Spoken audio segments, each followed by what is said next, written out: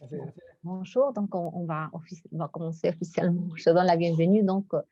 à tous les intervenants et les personnes qui vont nous accompagner aujourd'hui pour la deuxième journée d'études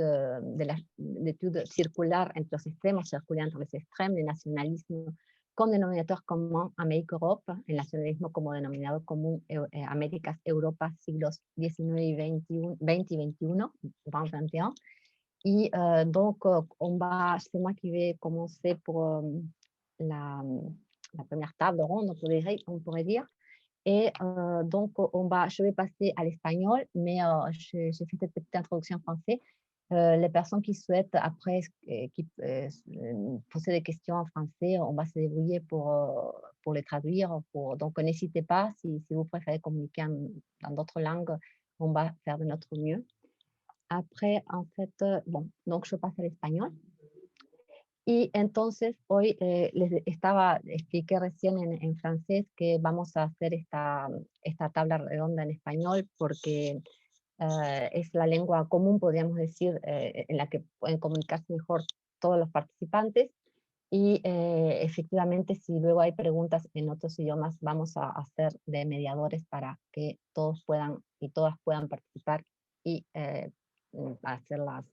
animar el debate. Bien, entonces, en primer lugar, vamos a escuchar entonces, tenemos un primer trabajo realizado por tres autores. Sergio Morresi, que es investigador del CONICET, del Consejo Nacional de Investigaciones Científicas y Técnicas Argentina, y si me equivoco ustedes me corregirán, del Instituto, también es docente del Instituto de Humanidades y Ciencias Sociales del Litoral, de la Universidad Nacional del Litoral. Luego tenemos a Ezequiel Saferstein, Centro de Documentación e Investigaciones de la Cultura de Izquierdas y Universidad de San Martín, y también es investigador asistente del CONICET. Y a Martín Vicente, que es también investigador del CONICET y también forma parte del Instituto de Geografía, Historia y Ciencias Sociales de la Universidad Nacional del Centro de la Provincia de Buenos Aires. No hubo ningún error. Con las siglas es difícil a veces, y que nos van a hablar sobre la atracción de los polos, liberalismo conservador y nacionalismo reaccionario en la dinámica del campo de las derechas argentinas. En segundo lugar, vamos a tener a Flavio Foresi, que es doctorante bajo la dirección de Frédéric Lang en el Instituto de Historia del Tiempo Presente y Universidad París 8, que va a presentar su trabajo Le nationalisme comme identité de destin, en cuestión, la acción de nacionalistas revolucionarios italianos en América Latina. Entonces, vamos, como ayer, les vamos a pedir que no, en la medida de lo posible, no superen los 20 minutos, pero tenemos dos elementos nuevos hoy. Uno es que uno de los participantes, lamentablemente, por motivos de salud, no va a estar presente, con lo cual tenemos un pequeño margen. Y además, el primer trabajo, no sé si lo van a presentar los tres o uno solo, pero entonces les vamos a dar un pequeño margen de unos 5 minutos, tratando de no pasar los 20, pero 20, 25. Así tienen un poquito más de tiempo. Bien, donc, los escuchamos. Muchas gracias, Laura. Igual esperamos de los 20 minutos. El orden es el siguiente. Comienzo yo con un recorrido historiográfico. Sergio se va a centrar en los años recientes y va a cerrar Ezequiel con unos debates que van más allá del mundo de la organización política y se meten un poco con las cuestiones de las industrias culturales y el ganar la calle, que es un tema que ha ganado, valga la redundancia, centralidad en las discusiones en Argentina, a vista de lo que está ocurriendo en varios países del mundo atlántico. Para comenzar, nos interesa marcar que, si bien las expresiones derechistas en la Argentina a lo largo del siglo XX y hasta la actualidad han sido diversas, podemos centrar en dos grandes familias a las tradiciones de las derechas en la Argentina. Por un lado, la familia liberal conservadora, que apuesta por una organización republicana, leída en un sentido restrictivo del término, de la política, y una organización capitalista de la economía. Tiene entre los ejes esta familia liberal conservadora un claro elitismo en su lectura de lo sociocultural, centralizando las diferencias entre lo alto y lo bajo, las élites y las masas, o los productos culturales refinados y los de consumo popular, y tiene además, dentro de sus propuestas vinculadas con la organización económica, la lectura de modernizar permanentemente el modelo del siglo XIX. En un sentido, la derecha liberal conservadora en la Argentina apuesta a una permanente reconstrucción del signo constitucional, pero también político, económico y cultural, nacido en el siglo XIX de la Argentina. Considera que la Argentina, fundada en el siglo XIX, debe reactualizarse sin perder esas bases. En un segundo lugar, encontramos a la familia nacionalista reaccionaria, marcada por una reconstrucción permanente, discursiva, política, de la tradición de unión entre la cruz y la espada, entre el signo católico y el signo militar, y que apuesta a una organización que, si bien capitalista, acepta y promueve formatos corporativos de entender lo económico. Esta derecha nacionalista reaccionaria tiene con la derecha liberal conservadora tantos cruces como divergencias, tantos puntos de encuentro como de diferencia. Y a lo largo del siglo XX han combatido por centralizar la hegemonía dentro de las derechas argentinas, pero se han encontrado en diversas oportunidades. Las más visibles, los golpes de Estado. Es en la dinámica que despertó este encuentro entre derechas liberal conservadoras y derechas nacionalistas que puede narrarse una historia de las derechas argentinas, que es al mismo tiempo una historia más amplia, una historia sociopolítica, sociocultural y vinculada además con el desarrollo histórico de lo que ha sido el sistema político argentino. En ese sentido, me interesa centrarme en una serie de ejes. En primer lugar, que estas derechas aparecieron cruzadas por la pregunta por el lugar de los movimientos populares o populistas, según el enfoque que adoptemos nosotros y que hayan adoptado los actores que estamos mirando. Primero, el radicalismo y posteriormente el peronismo. Y en segundo lugar, a esta pregunta por lo popular o populista, el rol que la relación élites-masas y democracia-autoritarismo han tenido o deberían tener en la historia nacional. Historia nacional que al mismo tiempo se cruza con dos grandes problemáticas. Por un lado, que la Argentina se ha leído permanentemente desde las derechas como parte de un concierto internacional, como el extremo sur de la lógica occidental, pero al mismo tiempo en lo que podríamos llamar una cuasi paradoja local, que es que el nacionalismo argentino parte de comprender que esa nación ha sido fundada sobre bases liberales. Y han encontrado a lo largo de décadas no solo un punto de apoyo en ese liberalismo, con el cual comparten en muchos casos proveniencia social, lecturas sobre la relación élite-masas, sino también un claro punto de apoyo sobre el cual desplegar un nacionalismo más agresivo. En un punto, los nacionalistas le han reclamado a los liberales rever el elitismo y enfatizar el nacionalismo. Es en ese sentido que podemos hablar de tres grandes ciclos de relación entre estas derechas que marcan a la historia argentina. En un primer momento, la transformación de las bases decimonónicas por la vía de la reforma electoral de 1910 en la Argentina, que terminará impactando en el primer fenómeno popular democrático de masas, el irigoyenismo, y que dará lugar a un golpe en 1930 donde derechas convergen, pero no es un golpe solamente protagonizado por actores derechistas. Eso será una tónica muy particular que va a marcar el desarrollo del golpismo en la Argentina del siglo XX. El golpe del 30 abre un ciclo de clara inestabilidad política, de la mano de las lecturas locales de la crisis internacional del 30, que va a ser cerrado por la aparición del peronismo a partir de 1945, peronismo heredero del golpe militar más cabalmente militarista de la historia argentina, el de 1943,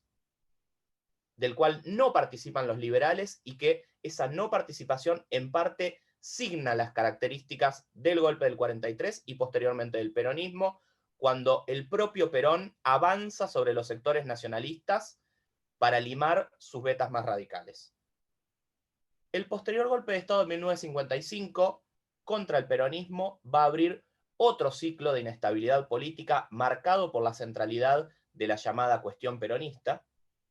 y esto tendrá su canto de cisne cuando el golpismo en la Argentina sea leído como una etapa superada por todos los sectores de la sociedad y claramente por las derechas que van a hacer una autocrítica y una readaptación al discurso y las prácticas democráticas, luego del golpe de Estado de 1976, el más violento, y que abrirá un ciclo, el de 1983, donde efectivamente veremos dos grandes fenómenos de los cuales se va a ocupar ahora Sergio a continuación, que son la marginalización progresiva de las derechas nacionalistas, la hegemonización de las derechas liberal conservadoras de ese campo derechista, pero derechas liberal conservadoras que a su vez son hegemonizadas por un sentido y una lectura ideológica marcada por el neoliberalismo. Sergio. Perfecto, gracias Martín. Buenos días. Retomo un poco pensando en lo que va a ser la política argentina después de la dictadura, de la última dictadura argentina de 1976-1983. En 1982, no bien está terminando la Guerra de Malvinas, de hecho a la semana que termina la Guerra de Malvinas se funda la Unión del Centro Democrático, un nuevo partido que se presenta para lo que van a ser seguramente las elecciones del 83 y fundado un poco a imagen de la UCD de Suárez en España, con la idea de rescatar la tradición liberal que habría sido obliterada y destruida por la experiencia dictatorial. Y un poco con la idea de recuperar lo que era el voto tradicional de la centro-derecha en la Argentina, que en los años 70 había llegado al 20%. Pero las elecciones que se dan en 1983 son una sorpresa primero porque el peronismo por primera vez en su historia es derrotado en las urnas, y segundo porque ese voto que se esperaba de centro-derecha, más o menos del 20%, en lugar de ir a los partidos de centro-derecha, termina votando a la Unión Cívica Radical. Y estos sectores van a empezar a pensar en Alfonsín como alguien que traiciona parte de su electorado al volcarse hacia la izquierda o la socialdemocracia. De todos modos, eso ayuda a que ciertas ideas, sobre todo las neoliberales, se transformen en el núcleo de estos sectores de liberal conservadores más amplios o conservadores populares. Y si bien en algunas provincias los sectores liberal conservadores más tradicionales consiguen triunfar, la que se va a quedar con la parte del león es esta UCD, fundada en Buenos Aires, que va a ir amplificando su capacidad de actuar, sobre todo porque, como se suele decir en Argentina, Dios está en todas partes, pero atiende en Buenos Aires. Y los medios importan. Y dentro de esa UCD va a importar el ingreso de una importante cantidad de jóvenes que van a empezar a disputar la forma de hacer política de la centro-derecha en Argentina o de la derecha en Argentina. Porque la forma tradicional tenía que ver con lo que se suele llamar el entrismo, esto es preparar cuadros para que, no importa quién gobierne, ya sea peronista, radical o militar, los ministros y o ciertas carteras en particular estuvieran en manos de los sectores liberal y conservadores. Pero estos sectores más juveniles lo que quieren es ganar elecciones, lo que quieren es crecer en base a la práctica de la democracia que había sido además legitimada por la derrota del peronismo. Poco a poco, durante los años 80, estos grupos van creciendo y la UCD se transforma en la tercera fuerza política argentina y hegemoniza en una alianza de centro a todos los partidos provinciales. Pero sucede en 1989, que es no solo la caída del muro, sino que para la Argentina implica el triunfo del peronismo. Y un peronismo que va a sorprender a muchos en su giro hacia las reformas pro mercado. Según dicen los propios líderes de la UCD, a ellos no los sorprendió porque ya estaban enterados del cambio que se venía, y efectivamente se va a producir una especie de sobreactuación de las reformas pro mercado por parte del gobierno de Menem. Esa sobreactuación implica gestos políticos como abrazarse al almirante Rojas, antiguo golpista contra Perón, implica nombrar a un dirigente de la cerealera Bungiborn en el Ministerio de Economía, y también un pacto estratégico con la UCD. Pero eso va a provocar lo siguiente, que la UCD se disuelva dentro del peronismo. Y eso va a dar la oportunidad para lo que podríamos llamar el canto de cisne de la derecha nacionalista reaccionaria, que es la aparición del Movimiento por la Dignidad y la Independencia, liderado por exmilitares que se habían rebelado contra la democracia en los años 80, algunos de los cuales habían participado de la represión durante los años 70, y que va a tener un fugaz crecimiento entre los años 91 y 96. Pero finalmente el Modín también se va a disolver dentro del peronismo. Con lo cual, para mediados de los 90 tenemos a las derechas nacionalistas y liberal conservadoras o neoliberales adentro del peronismo. pero también una hegemonía tan grande de la derecha en Argentina que va a hacer que los planteos contra el neoliberalismo sean apenas de carácter ético. Esto es que quienes se oponen al presidente Carlos Menem digan que hay que hacer lo mismo que le está haciendo, pero hacerlo sin corrupción y de una forma más prolija. Eso va a dar lugar a la experiencia de la alianza, y esa experiencia aliancista va a ser un fracaso por problemas propios y fracaso por las crisis internacionales. Y en el medio de esa crisis va a fundarse lo que es la experiencia más novedosa de la centroderecha o de la derecha que trabaja en democracia en Argentina, que es Compromiso para el Cambio, que luego va a ser conocido como PRO, o Propuesta Republicana. Un partido fundado ya sobre el final de del año 2001, pero que va a comenzar a desplegarse después de la crisis de 2001. Y un partido que, si bien está muy cercano a las ideas neoliberales, se define ante todo como un partido pragmático y posideológico, esto es, el plantea estar más allá de la izquierda y la derecha. Es un partido fundado básicamente alrededor de think tanks, y liderado por un outsider de la política, por alguien que viene del mundo empresarial, que es Mauricio Macri. Es un partido que, a pesar de plantearse como nuevo, reúne a muchos viejos políticos del peronismo de la capital federal, de Buenos Aires, del radicalismo de la ciudad de Buenos Aires, de los sectores liberales y conservadores que habían estado por un tiempo adentro del peronismo y que después se habían vuelto a independizar, e incluso algunos líderes nacionalistas. Ahora, lo interesante de ese partido no es tanto todo este rejunte,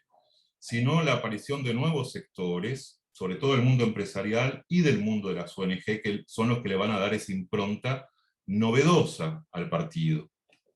Personas que se activaron en la política, que llegaron a la política recién con la crisis de 2001. Sobre eso ahora va a hablar un poco seguramente Ezequiel, en nuevas formas de movilización y activación política. Pero lo que me importa destacar es que ese crecimiento del Partido PRO se va a dedicar sobre todo en la ciudad de Buenos Aires. Hay una apuesta deliberada por no ser, y esto lo hemos visto en entrevistas, no queremos repetir la experiencia de la UCD, no somos fiscales de la República, no queremos fundar una tribuna de doctrina, no hacemos políticas del Congreso Nacional, no ponemos ministros, nosotros hacemos un partido para ganar elecciones. Ganamos elecciones primero donde se pueda y crecemos centrífugamente, tratando de tomar la experiencia del Frente Amplio en Uruguay. Es decir, primero gobernamos la ciudad de Buenos Aires y desde allí vamos creciendo. Y eso efectivamente es lo que se logra. En el año 2003 pierde una elección en el balotaje Mauricio Macri para ser jefe de gobierno de la ciudad de Buenos Aires, pero triunfa finalmente en el año 2007. Y a partir de ahí, de la conquista del Bastión de Buenos Aires, el crecimiento de PRO es exponencial. No solo afianzando su poder en la ciudad de Buenos Aires, sino expandiéndose a algunos lugares de la Argentina. Sin embargo, eso va a tener ciertos límites, y finalmente, ya estamos hablando mucho más cerca en el tiempo, en el año 2015, se va, mediante una alianza con parte del radicalismo y algunos otros partidos, como la coalición cívica, van a lograr efectivamente formar una alianza que va a ser la que va a llegar al poder en el año 2015. Va a llegar al poder, insisto, con esta visión posideológica de la política. Pero es justamente la imposición de esa visión posideológica de la política lo que va a permitir, quizá desde antes de que ganara el PRO, pero sobre todo después de que ganara las elecciones en 2015, el crecimiento a su derecha de nuevos sectores de derecha, sobre lo que me gustaría que ahora hable un poco Ezequiel. Bien, gracias, Sergio. Bueno, un poco teniendo en cuenta estos momentos, estos recorridos de la historia de las derechas argentinas que recorren Martín y Sergio, me gustaría decir algunas cosas para pensar un poco el escenario actual que presenta algunas claves que sí tienen continuidades históricas y también algunos puntos de quiebre que resulta interesante mencionar. Una de las cuestiones que estamos pensando es, por ejemplo, la cuestión de la juventud, de las derechas, las juventudes y sus vínculos con el mundo de las industrias culturales como una vía de entrada. En los últimos años esto se hizo muy visible en la prensa, en el ámbito mediático y también en manifestaciones en el espacio público, la presencia creciente de la juventud en los espacios de intervención de las derechas, en agrupaciones, grupos, universidades, partidos, pero también en ámbitos no necesariamente partidarios per se, como las redes sociales y las industrias culturales. En esto, encontramos una de las claves para pensar las transformaciones de las derechas en las últimas décadas en Argentina en particular, pero también de la región y a nivel global. Una vía de entrada en este sentido para pensar las derechas en la actualidad es estudiar estos espacios de sociabilidad y las instancias de producción, circulación y difusión de las ideas en ámbitos no solamente partidarios, sino en un nivel más amplio, pensando en un circuito de comunicación, en términos de Robert Darnton, que va produciendo y reproduciendo discursos desde y para las derechas en el ámbito de la prensa, editorial, en el mundo intelectual, entre intermediarios, pares, referentes, lectores, públicos, que tiene a estos espacios de enunciación, artefactos culturales también como los libros y tecnologías digitales como las plataformas para la producción y difusión de objetos, discursos y prácticas que se van difundiendo y permitan que emerjan nuevos referentes intelectuales, culturales, políticos con cierta autoridad, así como también el fortalecimiento y el surgimiento también de nuevas comunidades de jóvenes y adultos, lectores, consumidores, usuarios que compran libros, que los leen, que los utilizan como fundamento, como modo de asegurar sus creencias, sentimientos y opiniones políticas que intercambian e intervienen en las redes sociales, pero que también se encuentran en el espacio público, que es algo sobre lo que venimos comentando, digamos. Entonces, bueno, a través de las observaciones, etnografías, entrevistas y trabajo de campo en manifestaciones públicas de la derecha, pero también en eventos no necesariamente partidarios o políticos como presentaciones de libros, actividades universitarias, ferias de libros y otros eventos públicos donde van circulando jóvenes que se conocen, intercambian, se forman y se vinculan con referentes intelectuales y políticos, digamos. Este vínculo entre industrias culturales que tiene un recorrido histórico y que fue bastante estudiado en relación con la cultura de izquierdas, digamos, los trabajos en Argentina por ejemplo, por mencionar unos, de Horacio Tarcus y de Gustavo Solá, en Francia los trabajos de Jean-Yves Molière sobre los libros comunistas y las publicaciones de impresos de las izquierdas, encontramos una vía de entrada para pensar la convergencia de las distintas familias de las derechas que mencionaba Martín y Sergio, para pensar también estas sociabilidades de derecha como un área fructífera para avanzar en este proceso de estudiar, por ejemplo, cómo el prisma de las industrias culturales permite observar nuevas rearticulaciones, convergencias, y el lugar que ocupa, por ejemplo, la juventud en la misma y los usos novedosos de las redes, por un lado, pero también la reproducción de otros usos más tradicionales del libro, por ejemplo, asociado a la cultura escrita, a la cultura letrada. Sin centrarnos exclusivamente en las redes, pensamos más en términos de circularidad, complementariedad y alternancia de plataformas y espacios de producción de ideas que no son excluyentes, sino que convergen y que convergieron, digamos, en las manifestaciones públicas recientes. En un texto que salió en estos días, escrito por Martín y Sergio, mostraron la centralidad histórica que tuvieron las industrias culturales en la visibilización de los vínculos entre juventudes y derechas, donde el estilo juvenil representado por estas industrias culturales tuvo sus efectos o correlatos en el campo político, promoviendo cierta reformulación